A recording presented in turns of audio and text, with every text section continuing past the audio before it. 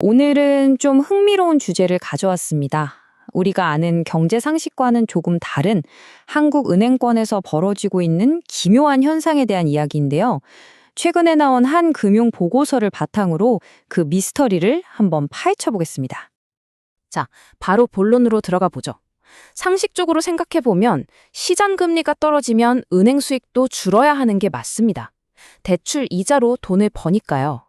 근데 이상하게도 한국 은행들은 이 상식의 비웃기라도 하듯 수익이 탄탄하게 유지되고 있어요. 도대체 왜 이런 일이 벌어지고 있는 걸까요?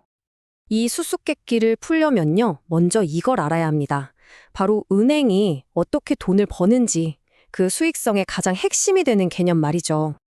바로 순이자 마진입니다. 흔히 예대금리 차라고도 하죠. 어렵게 들릴 수도 있는데 사실 아주 간단합니다. 은행이 대출해주고 받는 이자에서 예금 고객에게 주는 이자를 뺀 것, 이게 바로 은행의 근본적인 이익이라고 보시면 돼요. 자, 그래서 이 수치가 얼마냐?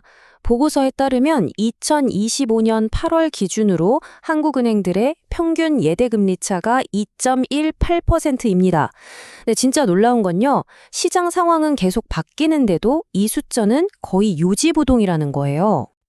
아니, 마진이 안정적이면 좋은 거 아니야? 라고 생각하실 수 있죠?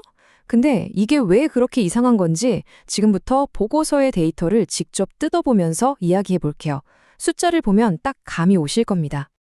보세요. 8월에 대출 금리도 내리고 예금 금리도 내렸습니다. 그럼 당연히 그 둘의 차이, 그러니까 수익 마진도 줄어드는 게 맞잖아요?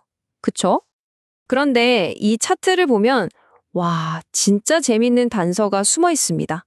대출 종류별로 금리를 보니까 기업대출이나 주택담보대출은 4% 초반인데 가계신용대출은 혼자 5.34%나 돼요. 엄청 높죠? 바로 이 녀석이 전체 평균 금리가 무너지지 않도록 꽉 붙잡고 있었던 겁니다. 그러니까 금리는 전반적으로 떨어지는 추세인데 도대체 무슨 보이지 않는 힘이 이 수익 마진을 이렇게 탄탄하게 지켜주고 있는 걸까요? 자, 드디어 이 미스테리의 정답을 공개할 시간입니다. 보고서는 이 기묘한 안정성 뒤에 숨어있는 두 가지 강력한 힘을 아주 명확하게 지목하고 있습니다. 첫 번째는 강력한 가계부채 규제, 그리고 두 번째는 억제된 전반적인 대출 성장입니다. 첫 번째 힘부터 한번 자세히 볼까요? 정부가 가계부채를 꽉 잡고 있잖아요. 이게 어떤 효과를 나냐면 대출의 공급량 자체가 줄어들게 됩니다. 경제학 원리 아시죠? 공급이 줄면 가격은 오릅니다. 여기서 가격은 바로 금리죠. 그러니까 개인들한테 나가는 대출 금리가 높게 유지될 수밖에 없는 거예요. 이게 바로 은행 수익의 한 축을 단단하게 받쳐주는 겁니다. 이 슬라이드를 보시면 이게 얼마나 강력한 효과인지 확 와닿으실 겁니다. 이걸 금리 재산정 효과라고 하는데요. 불과 5년 전만 해도 신규 주택담보대출 금리가 평균 2.49%였어요. 정말 낮았죠. 근데 지금은요, 평균 3.98%입니다. 옛날에 나갔던 싼 대출들이 이제 만기가 돌아오면서 훨씬 비싼 새 대출로 갈아타지고 있는 거죠. 두 번째 힘은 애초에 은행들이 대출 자체를 많이 안 해주고 있다는 겁니다. 생각해보세요. 지금처럼 금리가 낮을 때 신규 대출을 많이 해주면 전체 평균 금리가 희석될 수밖에 없겠죠?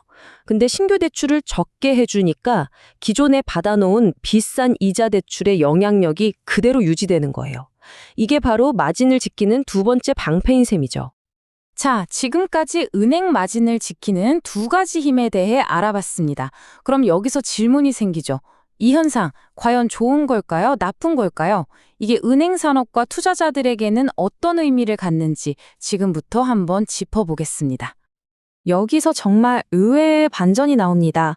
우리 생각과는 정반대로 전문가들은 이 현상을 아주 긍정적인 신호로 보고 있다는 거예요. 보고서에 나온 문장을 그대로 한번 읽어드릴게요. 마진 하락기에 억제된 성장은 업종의 긍정적인 것으로 판단된다. 아니, 성장이 억제되는데 왜 긍정적일까요? 이유는 이렇습니다. 첫째, 시장 금리가 떨어져도 수익성을 지킬 수 있고요. 둘째, 성장이 더디니까 은행에 자본 여유가 생깁니다. 그리고 제일 중요한 세 번째, 대출 늘리는데 돈을 덜 써도 되니까 그 남는 돈으로 뭘 할 수 있을까요? 바로 주주들한테 배당을 주거나 자사주를 사들여서 주주 가치를 높일 수 있다는 겁니다. 성장이 느린 게 오히려 더 튼튼하다는 신호일 수 있다는 것 어떠세요? 우리가 흔히 생각하는 건강한 경제의 기준에 대해 다시 한번 생각해 보게 만들지 않나요? 오늘 이야기는 여기까지입니다.